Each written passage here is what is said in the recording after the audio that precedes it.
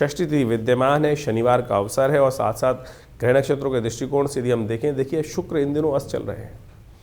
अभी बसंत पंचमी भी गई, बहुत सारे लोगों ने क्या कर लिया, अनजाने में बहुत सारे मुहूर्त की तरफ अग्रसित होते चले जाते हैं।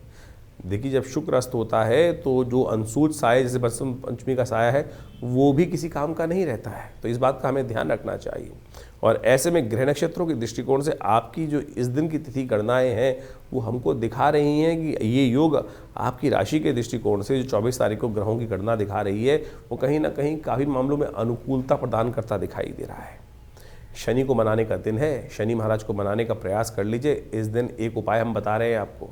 शनि आपकी राशि में ही इन दिनों पूरी तरह से व्याप्त होकर बैठे हुए हैं। जितनी आपकी आयु है ना उतने मंदार के पुष्प या मंदार के पत्ते ले लीजिए।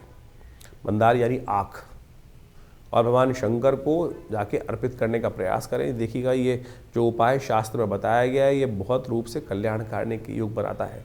भविष्योत्तर पुराण के अंदर इस वर्ण कथा को वर्णित किया गया है कि जो मंदार षष्ठी के दिन भगवान सूर्य का ध्यान करते हुए, शनि के पिता सूर्य का ध्यान करते हुए ये उपाय कर लेते हैं भगवान शिव के लिए, तो उनके शनि जो हैं वो अनुकूलता को हो जाते हैं और पूरे वर्ष के लिए शुभ योग बनाने की स्थिति उत्पन्न करते हैं। 25 जनवरी के दिन ग्रह गणना को देखते हुए जो ग्रह योग बन रहे हैं वो जान लीजिए।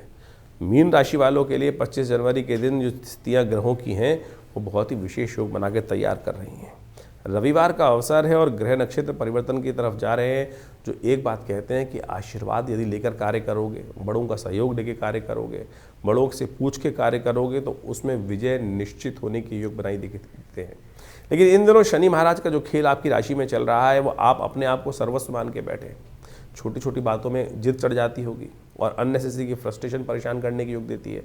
एक चुप 100 को हराए, इस बात का ध्यान रखो। शनि जो है वो या आपको बहुत ज़्यादा प्रेशर में काम करना पड़ रहा है, चीज़ें आपके लिए अनुकूल नहीं बैठ रही हैं, लेकिन ये दिन आपके लिए परिवर्तन का सूचना लेकर आ रहा है। सुबह आरंभ से ही पॉजिटिव देखेंगे तो चीज़ों का आशीर्वाद लेकर कार्य करने का प्रयास करें। इस दिन सूर्य का जन्मदिवस भी है।